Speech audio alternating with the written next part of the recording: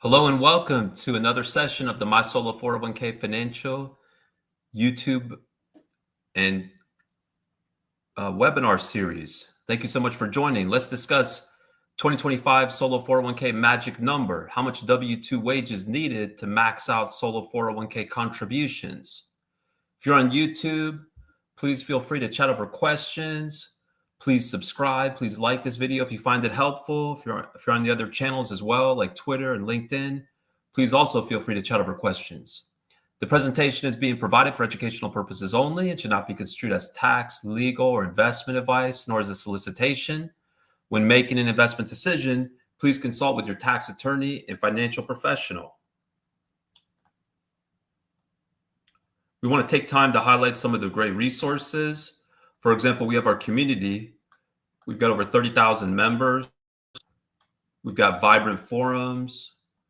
We go live twice a day, once at 10 a.m. Pacific, 1 p.m. Eastern, then back again at 1 p.m. Pacific, 4 p.m. Eastern. If you subscribe to the channel, you can get notifications of when we go live, so you can come and ask questions. You can see the content.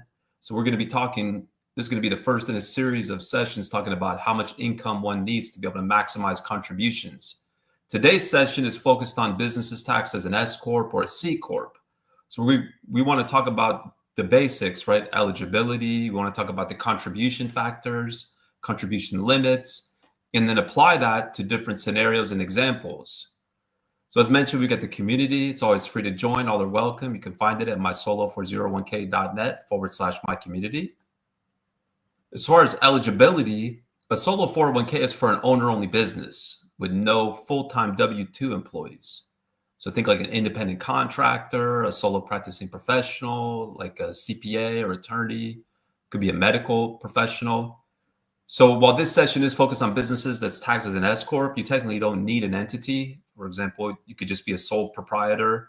Ultimately, the key is that you're reporting earned self-employment income with no minimum amount of, with no full-time W-2 employees working for any business owned by you or a spouse, if any. There's actually still time to set up a solo 401k for 2024. If your business is taxed as a sole proprietorship, for example, you could still set up a plan for here in 2025. And as long as you set it up in time to make the employee contributions by April 15th, then you can make those employee contributions by April 15th for 2024. And as long as you set it up by October 15th and you file a timely extension for your 1040, you could also make employer and or voluntary after-tax contributions for 2024. If your business is taxed as a partnership or an S-Corp or a C-Corp, and you didn't set up a plan before the end of last year, you could still set up a plan now here in 2025 and at least make employer or voluntary after-tax contributions for 2024 by your business tax return deadline, including extension.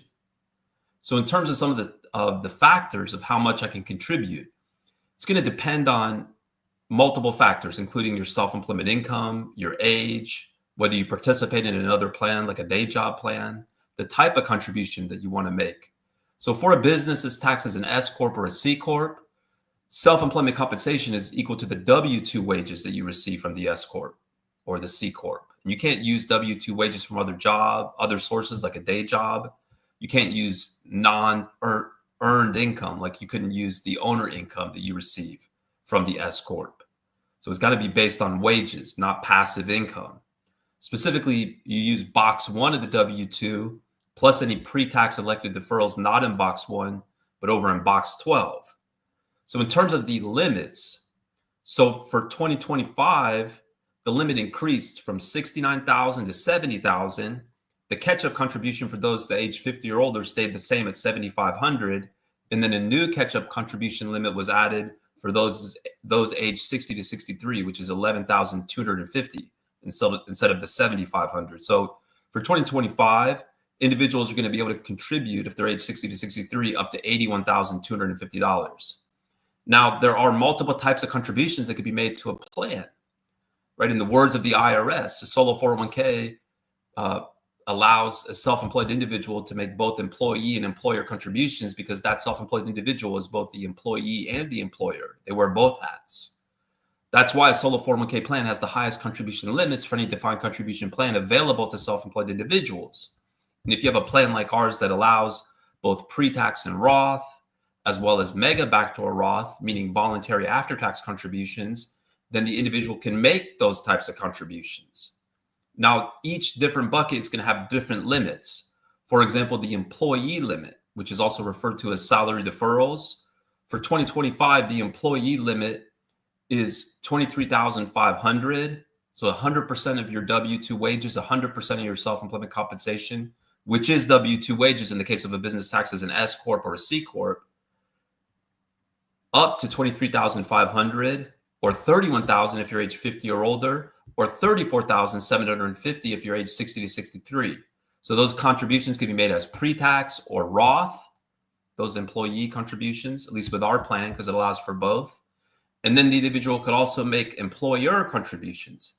Here, the limit is 25% of your W-2 wages. Now, you still have to consider the overall limit. So all the contributions that are made to the plan, whether employee, employer, or voluntary after tax, the sum of those amounts cannot exceed the lesser of the self-employment compensation, which is the W-2 wages, or the overall limit, right? For example, for 2025, 70,000 is the overall limit, and then it goes up to 77,500 if you're age 50 or older, or $81,250 if you're age 60 to 63.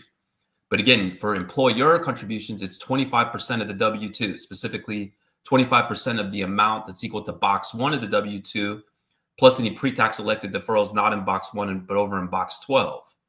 Now, when one makes contributions to multiple plans, such as a day job plan, the employee limit applies at the employee level. So employee contributions to your day job plan are going to reduce how much the person can contribute to the solo 401k as an employee contribution, unless the other plan is a 457 governmental plan. Whereas with employer contributions, the employer contribution limit applies at the plan level. So it's not impacted by contributions made to another plan, like a day job plan, unless the other plan is a 403b. Because all the contributions that are made to the 403b, whether employee or employer, together with the contributions that the person wants to make to the solo 401k, the sum cannot exceed the overall limit. Now, Secure Act 2.0, it now allows for Roth employer contributions. So it now allows for employer contributions to be made as Roth contributions. Historically, they were always made as pre-tax contributions. But for our clients, it really hasn't been that big of a deal. We don't see as many customers making employer contributions as Roth contributions. And that could be for different reasons, but it's going to come back to the fact, by and large, that our plan allows for mega backdoor Roth contributions. So they already had the ability to make those mega backdoor Roth contributions, specifically as voluntary after-tax contributions. And you don't need as much income to max out those voluntary after-tax contributions, because the voluntary after-tax contribution limit is 100% of the wages, dollar for dollar, up to the overall limit. So that's going to be one of the primary reasons that clients would just choose to make voluntary after-tax contributions as opposed to making employer contributions as Roth contributions. Another top reason would be the fact that there's more flexibility with voluntary after-tax contributions, because those contributions can be transferred out of the plan to a Roth IRA without needing to meet a triggering event. Whereas Roth employer contributions, one would have to meet a triggering event before they can move them out of the plan to a Roth IRA. But if you're going to make employer Roth contributions, some of the top considerations are, okay, do I need a separate account?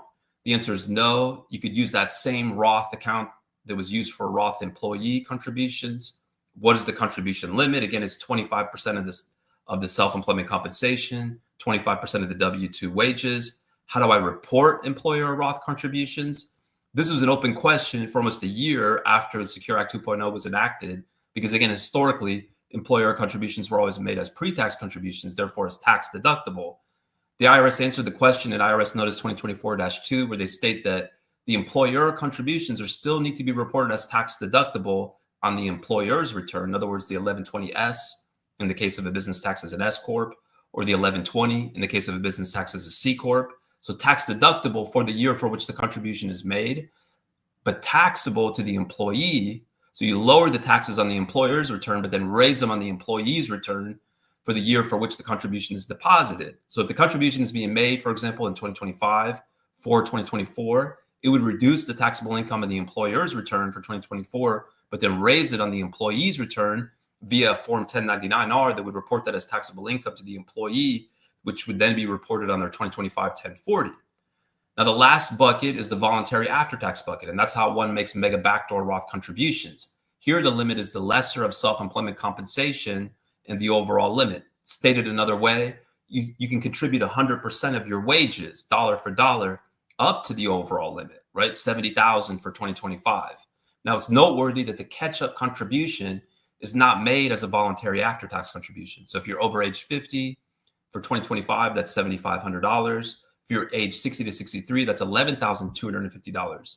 Now, that catch-up contribution, if you have the income to justify it, would not be made as an after-tax contribution. Instead, it'd either be made as a pre-tax or a Roth employee contribution. But for purposes of determining how much you can contribute as an after-tax contribution, right, you don't have to reduce it. You don't have to reduce how much you can contribute as an after-tax contribution by that catch-up contribution that was made. So ultimately, the individual is still going to be able to contribute up to those higher limits, right? $77,500 or $81,250, if they're of the applicable age and they have the income to justify it. Now, another thing that's noteworthy is that even though a voluntary after-tax contribution is a type of employee contribution, unlike your salary deferrals, where it's reduced by contributions made to another plan, like a day job plan, your ability to make voluntary after-tax contributions to the solo 401k is not reduced by contributions that you make to a day job plan, unless that other plan is a 403b, right? You still have that 403b exception to that general rule. Another issue is that just like how Roth contributions need to be deposited into a separate sub-account, voluntary after-tax contributions need to be deposited likewise into a separate sub-account. This is how folks end up with, say, 3 different accounts, right? Because they have their pre-tax, their Roth, and their voluntary after-tax. So now that we've laid the foundation, right, with the different limits, et cetera, let's start to go through some scenarios where we can answer this question of how much W-2 wages needed to max out solo 401k contributions, right? Stated another way, what's my magic number for 2025? So now what that means to max out a solo 401k is going to mean different things to different people, right? So here in our first scenario, what we mean by max out solo 401ks, we want to maximize the solo 401k contributions while keeping our W-2 wages as low as possible, right? So for a business that's taxed as an S-Corp, right, there is a bit of a tension sometimes between making 401k contributions and maximizing the benefits of an S-Corp, right? Because part of the benefits of the S-Corp is the individual is able to characterize some of their income from their business as earned income, but the rest as owner income, right? So that ultimately reduces their self-employment tax. So the benefit of the S-Corp, all things being equal, is having lower wages. But the more that you lower your W-2 wages, as we've learned by looking at these limits, is that reduces how much you can contribute to the solo 401k. So if you want to keep our wages as low as possible, but still be able to maximize the solo 401k contributions, right, then what is that number? So we're going to assume that you've got a self-employed business taxed as an S-Corp or a C-Corp, or it could be an LLC taxed as an S-Corp or a C-Corp. There's one participant, does not make contributions to another plan like a day job plan. They're going to contribute 100% of their W-2 wages from the self-employed business and only make employee contributions. So this person, they can either make those as Roth or as pre-tax, right? Because those employee contributions with our plan can be made as Roth or pre-tax. So if they're under age 50, they would need $23,500 of W-2 wages, because we know that they can contribute 100% of those wages. They can contribute all those wages to the solo 401k. Now, if they're age 50 or older, it would be $31,000, or if they're age 60 to 63, $34,750. So they can contribute 100% of those wages. They keep them as low as possible and can contribute all of those wages to the solo 401k. So now let's build off of that scenario, right? Maximize solo 401k contributions while keeping W-2 wages not as low as possible, like our first scenario, but just low, right? But otherwise, it's the same or very similar assumptions, right? We're still working with the business taxed as an S or a C, one participant, does not make contributions to another plan like a day job plan, contribute 100% of the wages from the business. And then now we want to fill up 2 buckets. So not just the employee, but also the employer, right? So how much wages do we need? So here, if the person's under age 50, right, and they have at least $31,333.33 of W-2 wages, right, they can contribute 25% of those W-2 wages as an employer contribution, pre-tax, right? So they can contribute 25% of those wages as an employer contribution. That would leave another $23,500 that they can contribute as an employee. So they're still contributing 100% of their wages, but now they're also being able to fill up that employer bucket, right? Now, if they're age 50 or older, if their income, if their wages from their self-employed business tax as an S or a C is $41,333.33, they're going to be able to contribute $10,333.33 as an employer contribution, 25% of the wages. And then that'll leave another $31,000 that they can contribute as an employee, right? That's the $23,500 plus the $7,500 catch up. So this individual is still contributing all the wages to the solo 401k. Now, if they're age 60 to 63, because of the super catch up, they could go up to $46,333.33, contribute 25%, which is $11,583.33 as an employer contribution, and contribute the difference, $34,750 as an employee. That's the $23,500 plus the $11,250 super catch-up contribution. So now they're still contributing all their wages. So they're they're maximizing the contributions while still keeping their W-2 wages low. So now let's shift to a different scenario. Remember, maximizing solo 401k contributions means different things to different people. So here, the scenario is they want to maximize the pre-tax solo 401k contributions. So that means they're going to maximize the employee contribution as well as maximize the employer. It's all going to be as pre-tax, right? We're still working with a one participant plan. Business is taxed as an S-Corp, doesn't make contributions to a day job plan. So if this person for 2025 has at least $186,000 of W-2 wages, they're under 50, they're going to be able to contribute 100% of those wages up to $23,500 as an employee pre-tax, and then do another $46,500 as an employer, right? That's 25% of the W-2 wages. If they're age 50 or older, same income needed, $186,000 of W-2 wages, but now they're going to be able to contribute another $7,500 as an employee pre-tax for a total of $31,000, and then that same $46,500 employer contribution, which again is 25% of the W-2 wages. And then if they're age 60 to 63, same income needed, $186,000. But now instead of $7,500 as a catch-up contribution because they're age 60 to 63, because of the super catch-up contribution limit for 2025, they're going to be able to contribute another $11,250, bringing the total to $34,750 that they can contribute as an employee pre-tax and $46,500 that they can contribute as an employer pre-tax. So now let's shift and we'll talk about, instead of pre-tax, this person, when they say they want to maximize their solo 401k contribution, right? What's the W-2 wages needed? Maximize Roth contributions. We're going to assume that all employer contributions are made as pre-tax. Again, we're going to assume their goal is to maximize Roth and or voluntary after tax. Their business is taxed as an S or a C. So how much W-2 wages do they need to be able to maximize Roth solo 401k contributions? Well, if they're under age 50, they would need $70,000 of W-2 wages, because that means they could contribute $23,500 as an employee Roth. Then they could contribute $46,500, 100%, in other words, of the wages, up to $46,500 as a voluntary after tax, and then move that over to the Roth. So at the end of the day, they'd have $70,000 in their Roth.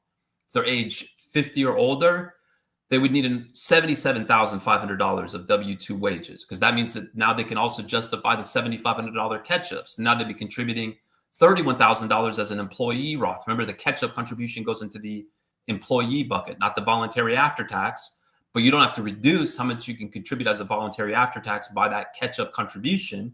So therefore, they'd still be able to make that same $46,500 voluntary after tax, then move it over to the Roth. So at the end of the day, that individual would have $77,500 in their Roth solo 401k. And then lastly, the person that's age 60 to 63, we need $81,250 of W-2 wages for 2025, that would justify a $34,750 employee Roth contribution, and then another $46,500 voluntary after tax, which then gets moved over to the Roth. So at the end of the day, they got the $81,250 in their Roth solo 401k account.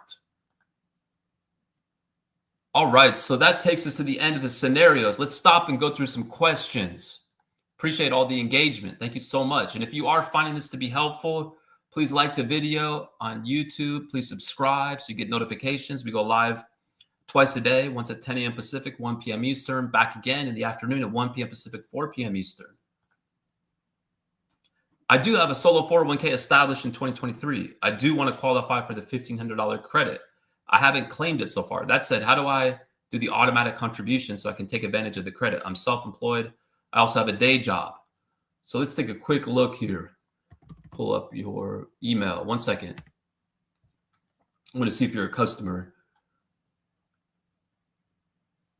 Appreciate your patience. But yes, I mean, it's certainly possible, regardless, to upgrade an existing plan to our plan if you have a plan somewhere else, which then would automatically mean it'd be eligible for the credit. And I see that you are an existing customer. So we will follow up with you regarding the next steps to upgrade your plan.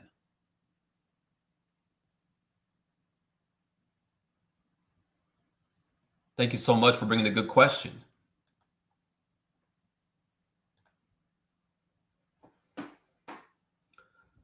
Just to make sure we're still calculating employee contribution first and then employer contribution, correct?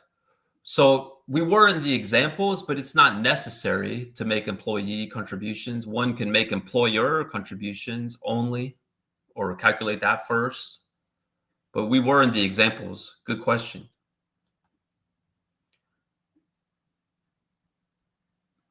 Is it necessary? Thank you so much for your business. Is this necessary in order for her to participate and have her own accounts in the plan? Yes, right?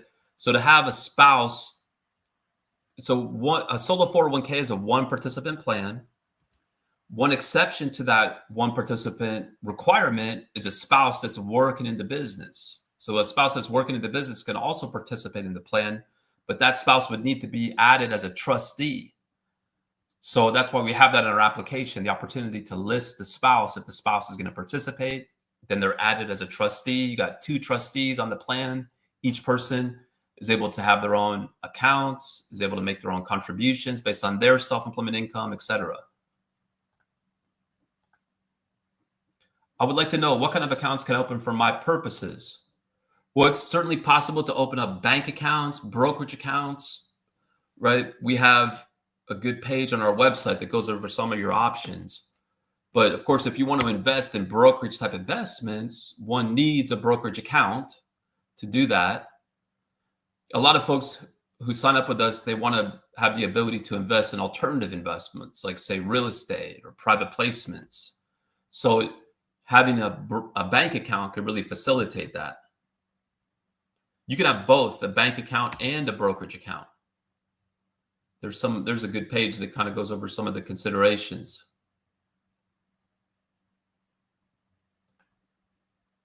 I'm over 60 with 401k trust bank accounts, $69,000 in voluntary after tax and $7,500 in Roth account. Both are 2024 contributions. After I move to personal Roth, what my solo 401k forms do I need to fill out to receive 2025 1099s? So if you go to mysolo401k.net/forms, you can let us know about those transfers. So there's going to be one form. Now, because you're over age 59 and a half, you are eligible to transfer the Roth money out of the plan to a Roth IRA. So there's going to be one form for Roth 401k to Roth IRA. Then there's going to be another form for after tax to Roth IRA. That would be how we capture the information we need to prepare the 1099-R. If I invest in real estate through an LLC, would my spouse be required to be on the LLC? It's not necessary, but it's more common that the spouse would also be listed as a member because they are the trustee also. And then that way, if something needs to be signed, for example, by the 401k would be the member. It would be not common for this. It would be common for the spouse who's also a trustee to also be a manager. So the owner of the LLC would be the solo 401k, and then the solo 401k trustees would be the manager. That would be the typical approach. It's not technically required, but usually that would be the approach. I mean, one of the just practical reasons would be that way. If both are listed as the manager, then both can sign on behalf of the LLC.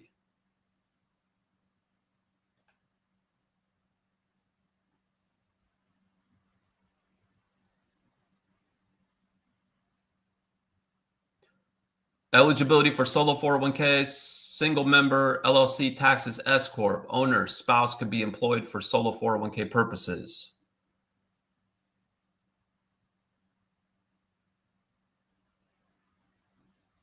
Yes, that is correct. A spouse can participate in the solo 401k.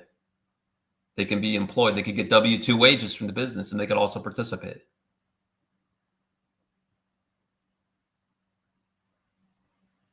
So the considerations of having your children work in the business, it would not impact the ability to maintain the solo 401k as long as the children are under age 21. Now, if you have children who are 21 or older who are working as full-time W-2 employees, then they would need to be added at least as a 3% owner of the company in order to preserve the solo 401k, because that would preserve the fact that it's still an owner-only business with no non-owner, non-spouse, full-time W-2 employees.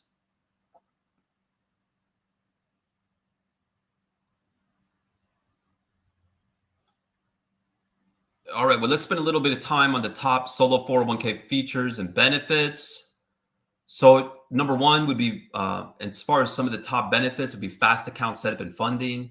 Right, we prepare the documents to create the plan within the same business day. It's possible to open and fund an account as fast as one day.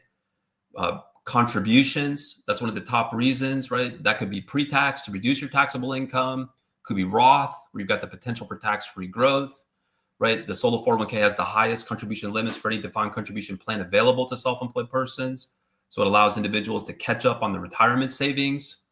Low cost, right? Our plan, for example, will make the self-employed business eligible to claim $1,500 in solo 401k tax credits. That's going to more than cover our fees for the first 7 years. Free brokerage accounts, right? Fidelity, Schwab, those are some of the top options. They don't charge anything to open up the accounts. They offer free online trading, free checkbook. There's no asset under management fees that we charge, right? So regardless of how big the solo 401k account gets, our fees stay the same.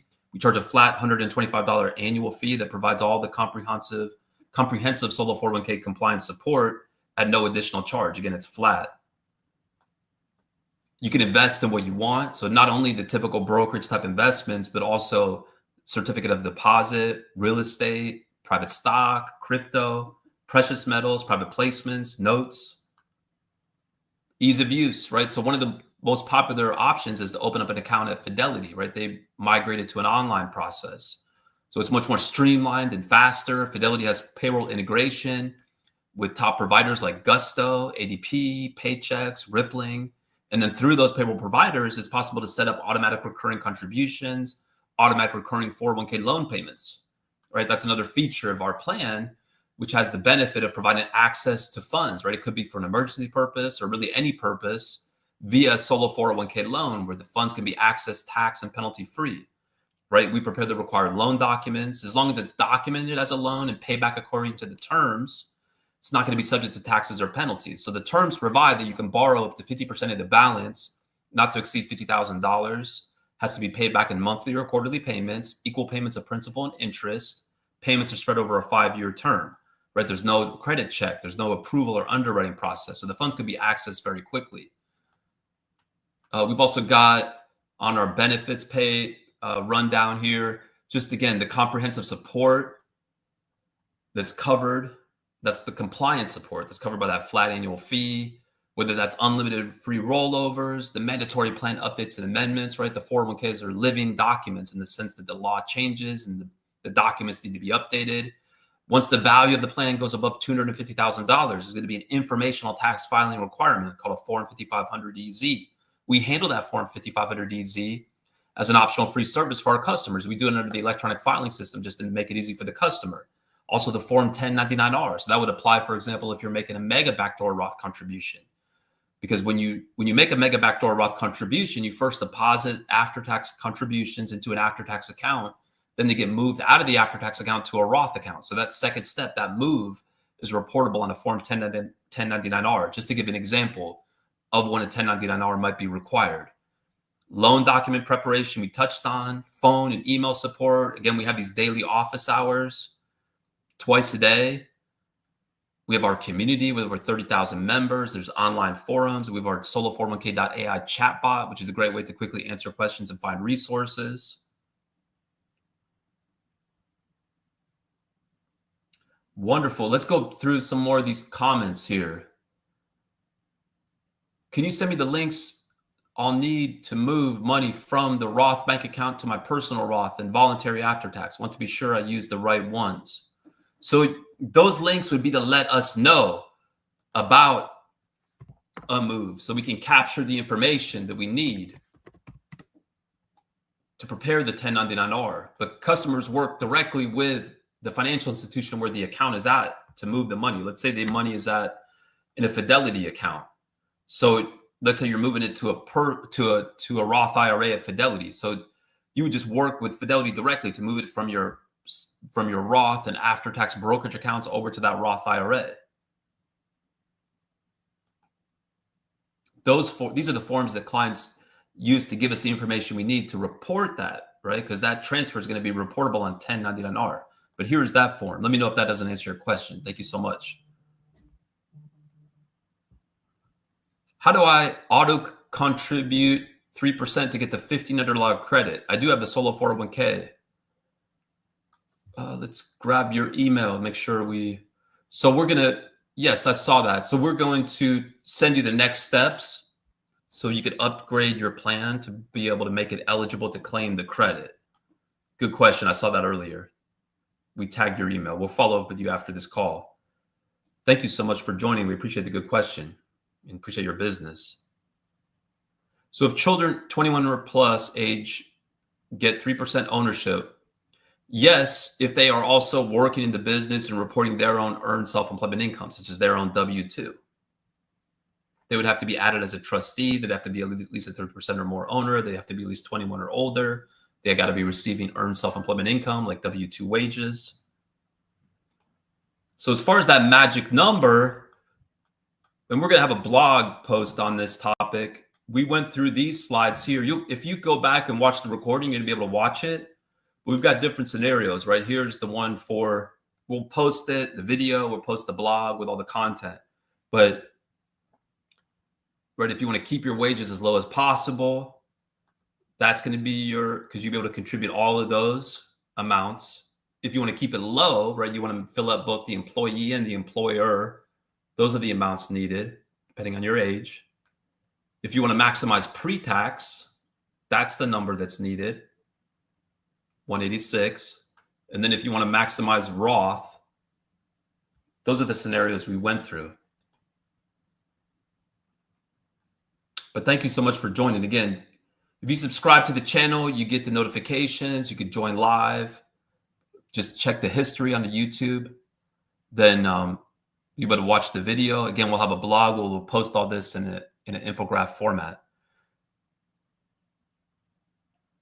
So you need customers would need to let us know if they take a loan so we can prepare the required loan documents. We can send you the loan questionnaire. You don't have to let us know if you're opening up accounts. You technically don't have to let us know. And that's not moving. When you move money from, say, a brokerage account at Fidelity to a brokerage account at Schwab, and it's going pre-tax to pre-tax, that's not reportable. It's not taxable. A lot of customers will let us know because they want our help to open up the accounts, but it's technically not needed. It's not reportable by the plan. Well, this has been great. Thank you so much for all the good participation. Please continue to participate. If you found this helpful, please like our video on YouTube or the other channels like LinkedIn and Twitter. Please subscribe to the platforms, whether it's LinkedIn, Twitter, YouTube, so you get the notifications and you can jump on these live sessions. You can ask questions. Thank you so much. We'll give it a minute to see if there's any more questions that come across.